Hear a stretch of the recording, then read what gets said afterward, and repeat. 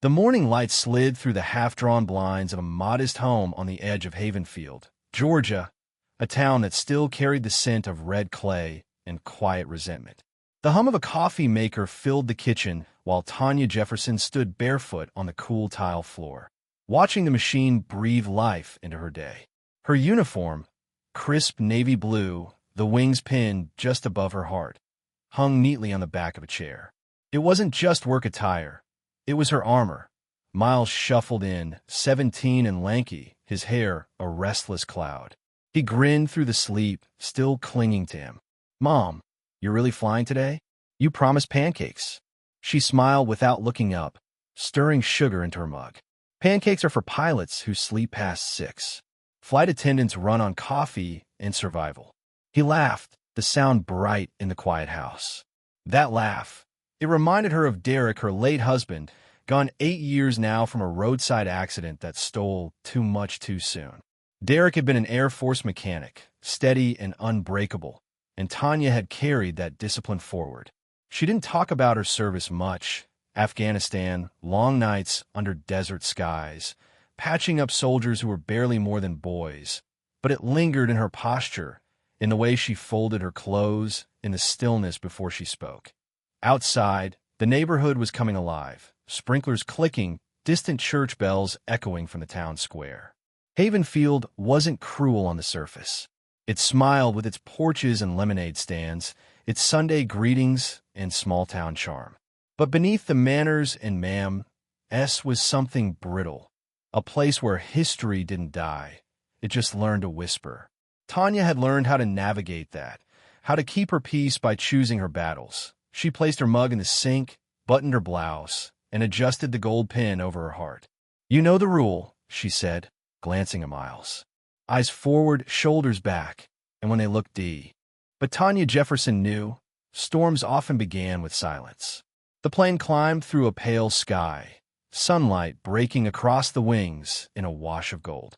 Tanya moved smoothly down the aisle, her steps precise, practiced, every movement quiet but purposeful. She'd learned long ago that authority didn't always need to be loud. Sometimes it lived in poise, in how you stood when the world tried to knock you off balance. Halfway through the flight, she noticed Craig Denton reclined in his seat, mask pushed to his neck as he scrolled on his phone. A flight attendant's voice, young and unsure, whispered from behind her, "He won't put it on." Said it's his right.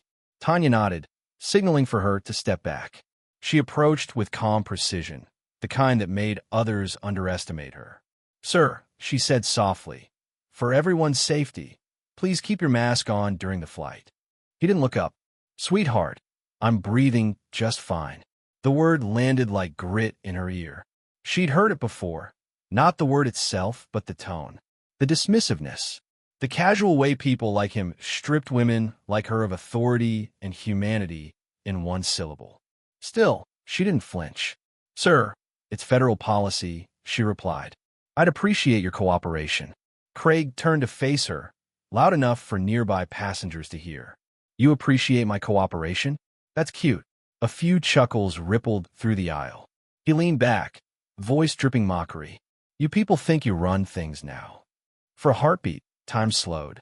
Tanya felt every gaze in that cabin, curious, cautious, waiting.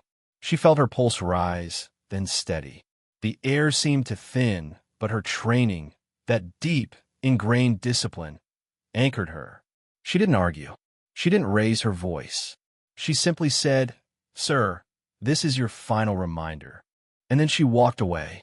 Behind her, Craig smirked into his phone. The faint click of a recording app started.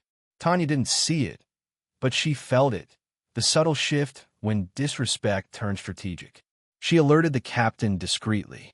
He sighed, irritated. "Don't make a scene," he said through the comm. "We'll land and deal with it then." But the scene had already begun. The murmurs spread through the rows, passengers filming, whispering. Tanya stood at the front, eyes forward, shoulders back, every breath measured. She knew that in rooms, or cabins, like this, her restraint would be twisted as aggression, her authority mistaken for attitude. Still, she would not break. At 30,000 feet, surrounded by clouds and strangers, She was already standing trial. The hum of the engines had become a kind of tension, low, steady, vibrating through the cabin like a warning no one could quite name. Tanya stood near the galley, pretending to sort through beverage trays while her eyes flickered toward row 12. Craig Denton sat there, unmasked and smug, whispering to the man beside him, who laughed under his breath. A phone was still recording. She could see the little red light blinking like an accusation waiting to happen. She'd faced worse pressure before, dust storms in Kandahar, gunfire at midnight. But somehow, this felt heavier. The kind of danger that didn't come with explosions, but with perception. She straightened the edge of her jacket, forced her hands to still. Calm was her weapon. Always had been. When she approached again, it wasn't to confront, but to offer water to a child 2 rows ahead. Still, Craig's voice cut across the cabin, sharp enough to slice through the drone of the engines. "Hey, sweetheart, you want me to wear the mask now? Or should I just wait till you bring me my peanuts?" Passengers shifted uncomfortably. A mother glanced up from her magazine. An older man frowned, but said nothing. Tanya froze for half a second. That S. "Sir, I'm asking you to comply with airline policy, not me personally." He smirked. "You think you could talk to me like that? You're lucky I don't file a complaint. My father sits on the county board. You know what that means." A younger attendant, nervous and pale, whispered, "Tanya, maybe just—" But Tanya raised a hand, not in defiance, just composure. "It's okay," she murmured. She looked Craig squarely in the eyes, not with anger, but with quiet exhaustion. "Sir, this is about safety, not status. Please put your mask on." He leaned back, exaggerated a yawn, and spoke louder this time, his voice carrying over the passengers. "This is what's wrong with this country. People like her thinking they can tell us what to do." The word hung there, heavy with everything it really meant. Tanya's breath hitched, but she didn't move. She knew the script too well, the angry black woman trope, the fragile ego behind entitlement. One wrong tone, one raised brow, and the story would write itself against her. The captain's voice came through the intercom. "Flight crew, please secure the cabin. We've had a report of a disturbance." Disturbance. That's what she was now. Not a veteran, not a professional. A disturbance. She followed procedure, reported again, and returned to her seat. She could hear passengers whispering, could feel the heat of phone cameras pointed her way. Craig's voice floated from behind, mocking, taunting, rehearsed. "Better hope your boss sees the truth, sweetheart." When they landed early, security concerns, the captain said, the air was thick with confusion. 2 uniformed airport officers stood waiting at the gate. Craig walked off first, gesturing theatrically toward Tanya as he spoke to one of them. His voice carried, loud enough for everyone to hear. "She harassed me the entire flight. Power trip. I've got it all on video." The officers turned to Tanya. "Ma'am, we need to ask you to come with us." The cabin had gone still. Dozens of eyes followed as she stepped forward, steady, expressionless. Inside, her chest burned. Outside, she was unshakable. Phones were up again. She could see herself reflected in their lenses. A black woman in uniform being escorted off a plane by police, while her harasser smiled for the cameras. She kept her hands visible, her chin lifted, her voice quiet when she said, "Of course, officers." She didn't argue, didn't plead, because she knew, the louder she defended herself, the faster they'd silence her. Outside the gate, the air smelled of jet fuel and humiliation. The officers spoke softly, almost apologetically. "Just routine, ma'am. We need to file a report." But routine wasn't what it felt like. It felt like erasure, slow, deliberate, efficient. That night, back home, Miles opened his phone and froze. A viral clip flooded his screen. Flight attendant abuses passenger over mask. The video, edited, distorted, showed only Tanya's face mid-sentence, the words stripped of context. The comments came fast. Entitled. Typical. Who does she think she is? Tanya sat on the couch, staring at the flickering screen. Her uniform still lay on the armrest, wings catching the lamplight like a wound that wouldn't close. Her phone buzzed. Suspension notice. No one had even asked for her side. Outside, the night pressed against the windows. Inside, Tanya sat upright, her hands still, her breath steady, a soldier waiting for the next move.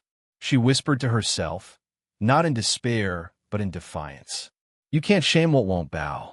And somewhere in that silence, something shifted, not rage, but resolve. The kind that doesn't flare, the kind that builds. The next morning came gray and soundless. The town was hushed beneath a thin drizzle that streaked down Tanya's kitchen window. The air smelled of rain and coffee, but nothing could wash away the sting of what had happened. The video had spread like fire. Across Facebook groups, local news clips, even a morning segment on cable TV. Her face, the composed, dignified face that had once been trusted to calm 100 anxious passengers, was now frozen mid-sentence in 1,000 cruel screenshots. She sat at the kitchen table, wearing an old hoodie instead of her uniform, her badge still clipped to it like a relic of a past life.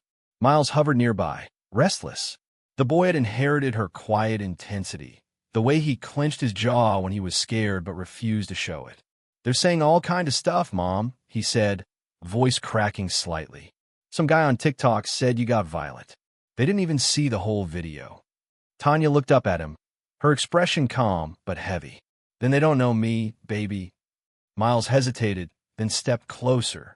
You should fight back. Tell them who you are. She exhaled, her fingers curling around the edge of her mug.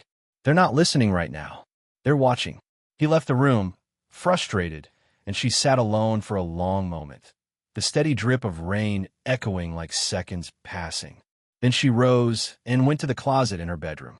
Behind a row of neatly pressed uniforms and folded sweaters was a dusty cedar box, sealed with tarnished brass. When she lifted the lid, the past breathed out like a ghost. Inside were folded letters, a worn Bible, a photograph of her and Derek in fatigues, and a row of polished medals, silver, bronze, and one encased in glass. The Meritorious Service Medal. She touched it gently, the way one might touch a scar. The rain outside softened as she pulled out an old envelope, the corner marked to Tanya Jefferson, U.S. Air Force Medical Corps. She remembered that day vividly, the day she'd been told she was being decorated for saving an entire medevac team during an ambush. 3 men had lived because she had refused to panic under pressure. Because when others ran, she stayed. She traced the faded ink of her name and whispered, "You stayed then. You'll stay now." The sound of her phone vibrating broke the moment. A number she didn't recognize flashed on the screen. When she answered, a voice from the past filled the room, gravelly, familiar. "You don't pick up old friends anymore, Jefferson?" "Kelvin," she breathed. "Last I checked, that's still my name." "I saw the video," he said, tone serious now. "You handled it better than anyone I know. But you and I both know this is more than a bad headline." Kelvin Reed, Major Kelvin Reed, once her commanding officer, now a civil rights attorney in Atlanta. He'd built a reputation for dismantling systemic bias in the courtroom the same way he once dismantled it in the ranks. "I don't want to make it worse," she said quietly. He chuckled softly. "You think standing up for yourself makes it worse?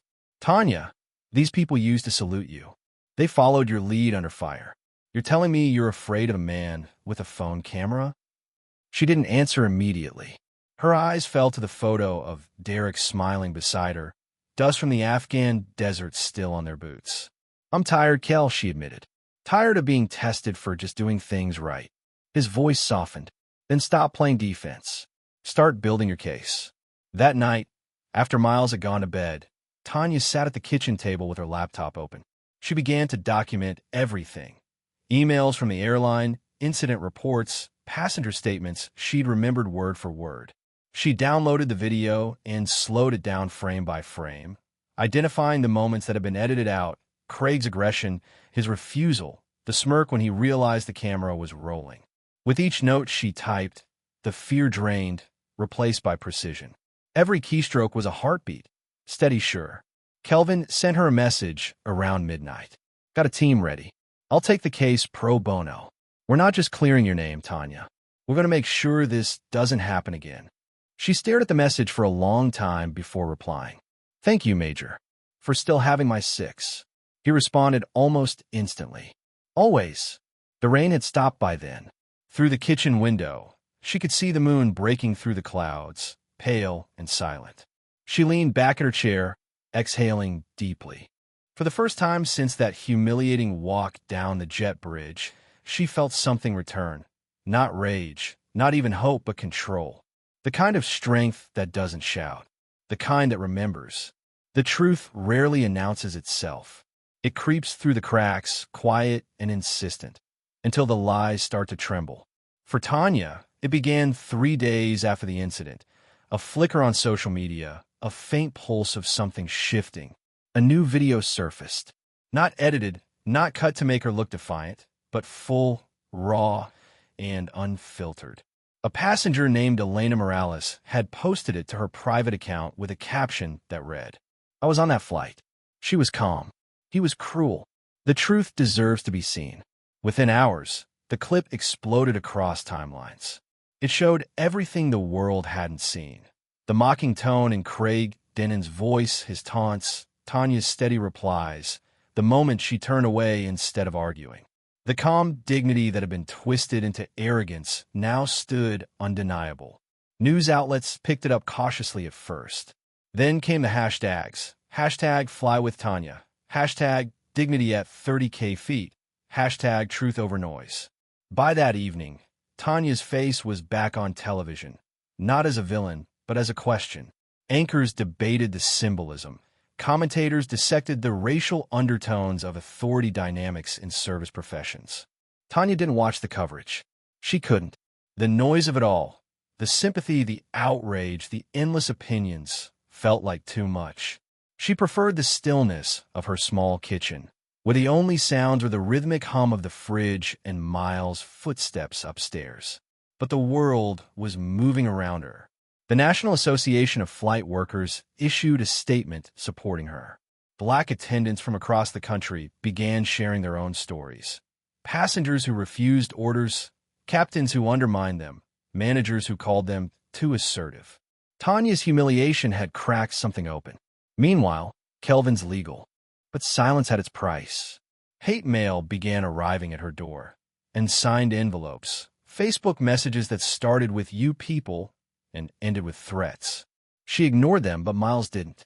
He started walking her to the car in the mornings, standing at the window when she drove away. The divide in Havenfield grew sharper. Some neighbors waved and told her she'd made them proud. Others crossed the street when she passed. At the grocery store, a woman muttered under her breath, "Always playing the race card." Tanya heard it but didn't react. She'd learned long ago that grace in the face of small cruelty was a kind of rebellion. One afternoon, while waiting for Kelvin's call, Tanya received a message request on her phone from an unfamiliar name, Jason Lau. The note was short. "I was on your flight. I recorded something you might need." When she met him later that evening in a quiet cafe outside town, he handed her a flash drive. "I'm sorry it took me this long," he said. "I didn't want to get involved. But the way they treated you, it wasn't right." The footage was from a different angle. Craig bragging to another passenger before takeoff. "Watch this. I'll get her riled up." They love catching attitude on camera. When Tanya watched it, her chest tightened. The proof was irrefutable. Kelvin's voice came through the phone when she sent it over. "This isn't just harassment. This is entrapment. And now we have their motive." Word spread fast. By the end of the week, the story reached national networks. The narrative shifted completely. What had once been a viral scandal became a case study in systemic bias and public manipulation. Commentators replayed the video with slow-motion analysis. Her calm tone, his sneer, the captain's indifference. But attention came with its own cost. Paparazzi began waiting outside her house. Church members whispered about the trouble she was causing. And yet, through it all, Tanya remained composed. She wore that same still expression, the one that had once unnerved Craig Denton so much. At Sunday service, Pastor Miller paused mid-sermon, glancing at her from the pulpit. "Sometimes God sends storms not to destroy us," he said, "but to reveal who's really anchored." Tanya lowered her head, hands clasped. The words landed somewhere deep, not as comfort, but as confirmation. After church, an older woman approached her, skin soft with age, eyes fierce with memory. "My granddaughter works for Delta," she said. "They do it to her too. Keep standing tall, baby. You're fighting for all of us." That night, Tanya sat on her porch, the Georgia air thick with summer humidity. Crickets hummed in the distance. Miles brought her tea, placing it beside her without a word. "Mom," he said quietly, "you think they'll ever see you the way you really are?" She smiled faintly. "They don't have to, as long as the truth does." The camera of the mind might have lingered there, on the image of a woman sitting beneath the dim porch light, weary but unbroken, her reflection caught in the steam rising from her cup. Somewhere, in a newsroom miles away, her story was being rewritten, not by those who doubted her, but by those who finally believed. The morning the legal counterstrike began, Tanya woke before dawn. The air in her home felt heavier than usual, not with fear this time, but with the quiet gravity of purpose, the kind that hums low in the chest before a battle begins. Kelvin had told her to meet him downtown at his office. It wasn't some grand high-rise firm. It was a modest suite with worn leather chairs and books stacked like soldiers waiting for orders. But in that small space, the energy was electric, focused, deliberate, and sharp as glass. He gestured for her to sit. On the desk lay a folder, thick with documents, transcripts, and screenshots. "We're done reacting," he said, his voice calm but taut. "Now we move." He slid a sheet toward her, a printed email thread. It was between Craig Denton and his supervisor from the airline, dated 2 days before the flight. The subject line read, "Behavioral risk cases, minority staff." The email exchange discussed monitoring flight attendants with aggressive body language, a euphemism that seemed to apply only to black or brown staff members. Kelvin looked up. "This isn't just about you anymore, Tanya. This is systemic." Her throat tightened. She had always suspected it, but seeing it in writing, the cold precision of their language, hit differently. "What do we do with it?" she asked. Kelvin smiled slightly, the kind of smile that didn't reach his eyes. "We weaponized the truth." That afternoon, Kelvin filed 3 separate motions. A discrimination suit against the airline for wrongful termination and hostile work environment. A civil harassment claim against Craig Denton for targeted intimidation. A defamation action against the media outlet that ran the first edited clip, the one that turned her into a villain overnight. But the most brilliant move wasn't legal. It was psychological. Kelvin called a press conference. Tanya didn't want to go. She hated cameras, the false warmth of reporters, but he insisted. "This time, you control the story," he told her. "We don't beg for justice. We declare it." When she walked on the small podium outside the courthouse, the afternoon sun flared behind her like a spotlight. The reporters swarmed, flashes, shouts, hands waving microphones. But Tanya stood still. "I was taught," she began, her voice steady, "that professionalism means doing your job with respect, no matter who you're dealing with. But respect is a two-way street. On that plane, I did my part. They didn't do theirs." She paused, scanning the crowd. "This isn't just about a mask. It's about dignity. It's about being treated like you belong, even when the world wants to tell you otherwise." A hush fell. Cameras clicked. Somewhere in the back, someone started clapping softly. That clip, the calm conviction in her tone, the unflinching look in her eyes, spread faster than any edited smear had. News anchors replayed her words. Pundits shifted their tone. Public opinion began to tilt like a scale, finally remembering its balance. But the airline's legal team wasn't idle.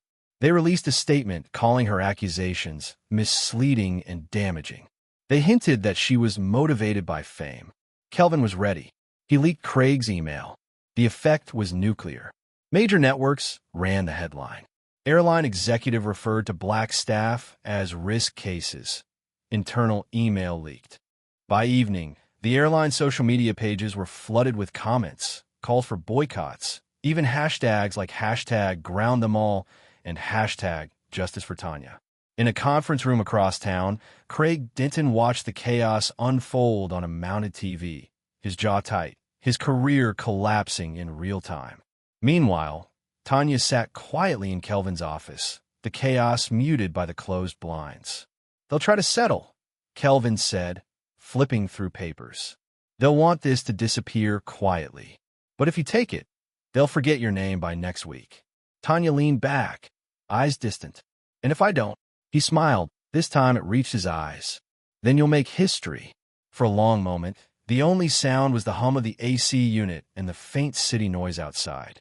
Tanya thought about her father, who used to say, "We don't choose our storms, baby girl, but we can choose how we stand in them." She exhaled slowly. "Then let's stand." Kelvin nodded. "Then we'll make them answer for every inch of that sky they thought they owned." That night, news stations ran footage of the lawsuit filing. Her name was trending worldwide. Talk shows invited her. Activist groups reached out. The airline stocks began to dip. But Tanya didn't watch. She sat on her porch again, tea cooling beside her, staring at the stars above, the same sky she used to serve drinks beneath, now feeling like something else entirely, a battlefield she'd finally learned to claim. In the reflection of her cup, the light flickered like the calm before a greater storm, the kind that cleanses more than it destroys. The courthouse loomed under a heavy gray sky, its stone columns slick with drizzle. Reporters crowded the steps, microphones jutting like weapons, cameras flashing like lightning in a storm. Inside, the air was taut with anticipation, the kind that makes every whisper sound louder, every footstep echo longer than it should. Tanya walked in beside Kelvin, her navy blue suit crisp, her hair pinned back tight. The moment she entered the courtroom, heads turned, jurors, journalists, even the defense table. Craig Denton sat there, eyes hollow, his once perfect posture caved in under the weight of exposure. His lawyer whispered something, but Craig didn't respond. Tanya didn't look at him. Not once. The case had drawn national attention. People had driven from nearby towns, holding signs outside that read "Dignity flies too" and "Justice for Tanya." But inside, all the noise fell away. It was just truth now, or what each side could make of it. The airline's attorney, a smooth man with a sculpted jaw and silver cufflinks, rose first. He spoke of protocols, employee decorum, and passenger comfort. He called the viral incident a regrettable misunderstanding, the phrase repeated like a shield polished to blindness. Kelvin didn't object. He let the man speak himself into circles. Then he stood.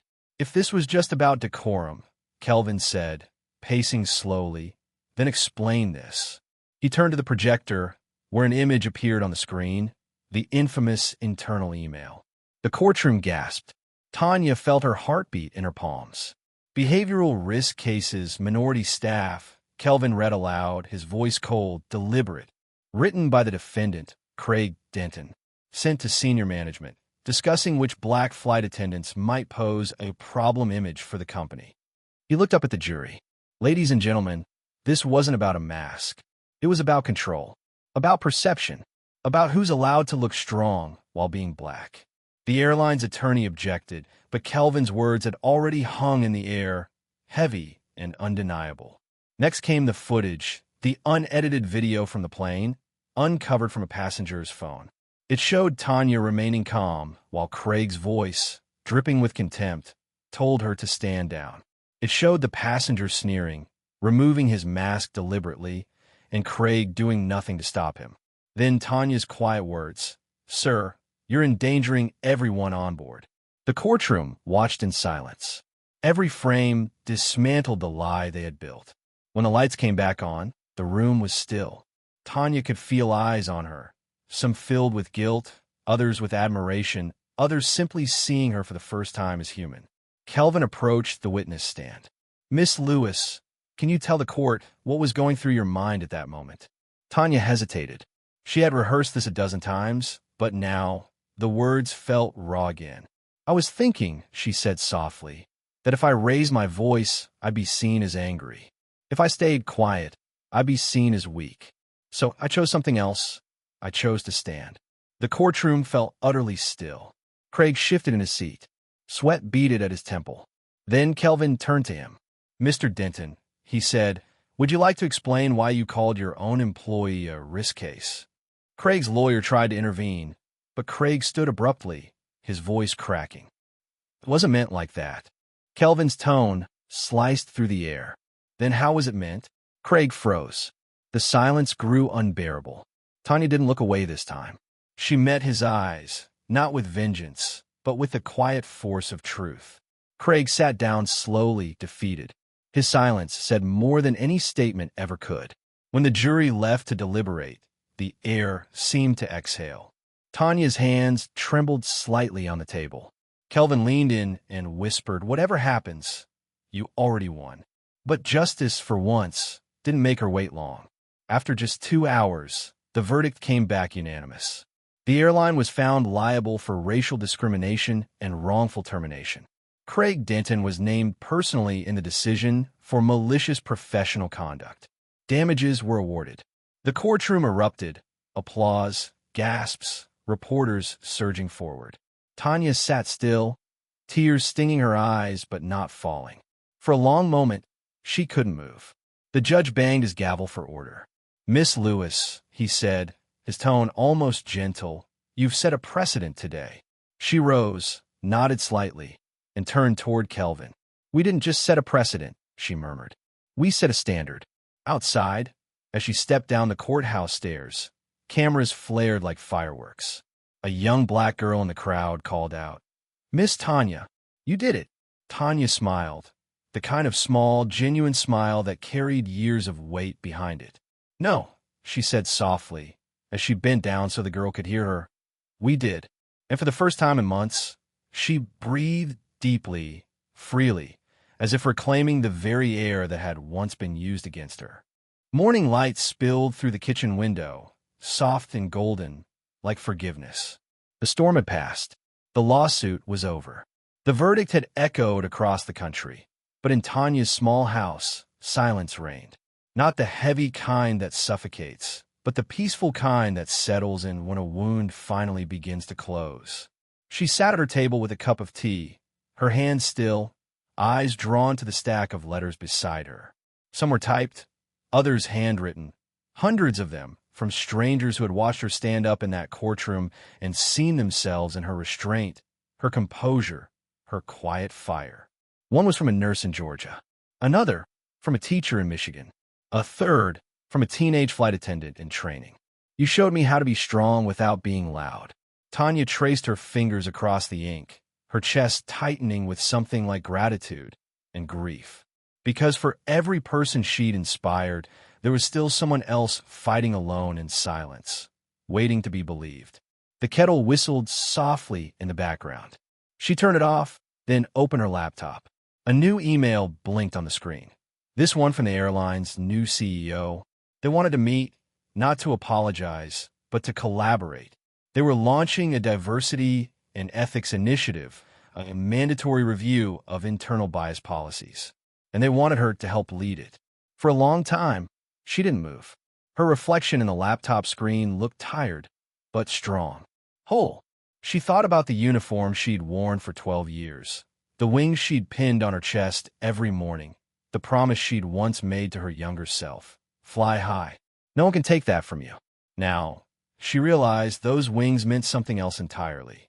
A few weeks later, she stood in front of a crowd at the same courthouse steps where it had all begun. But this time, there were no shouts, no chaos, just quiet respect. Cameras hovered at the edges, but the air was different. Calmer. Kelvin stood beside her, his expression soft but proud. "You ready?" he asked. She nodded. "I've been ready." When she stepped up to the podium, the murmurs faded. The flags above her fluttered in the wind, and the sky stretched wide and open. No longer a battlefield, but a horizon. "I didn't set out to be a symbol," she began. "I just wanted to do my job and be treated like a person. But what I learned is that sometimes doing the right thing makes you into something bigger than yourself. It forces you to stand for everyone who couldn't." Her voice wavered just slightly. "I forgive those who tried to silence me, but I won't forget them, because forgetting means letting it happen again. And we've all seen too much of that." The crowd stirred. Reporters lowered their cameras. A few people clapped quietly, but most just listened. Really listened. "This isn't just my victory," Tanya said. "It's a reminder. That dignity doesn't need permission. That truth doesn't need volume. And that when we stand, steady, calm, and unbroken, even the system has to listen. She stepped back, the wind catching her hair, and for a brief, stunning moment, everything was still, as if the entire town, the entire country, was holding its breath. That night, she drove to the small airfield outside town. The sky was wide and purple with dusk.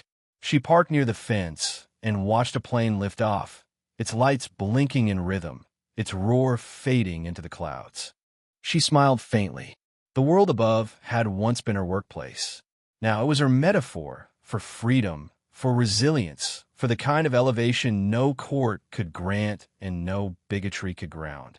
Her phone buzzed with a new message from a journalist. "Miss Lewis, do you have a statement about what comes next?" She typed back slowly. "I'm not done. I'm just getting started." Then she put the phone down, leaned against the hood of her car, and let the cool night air brush against her face. Above her, the stars burned bright, the same ones she used to glimpse through the cockpit windows, the same ones that had watched her fall and rise again. Somewhere, a plane passed overhead, its engines rumbling softly like a promise. And for the first time in a long while, Tanya closed her eyes, not to escape but to rest, because she had already done what so few ever do. She had turned humiliation into truth, disrespect into legacy, and silence into something eternal. The kind of justice that doesn't just win, it changes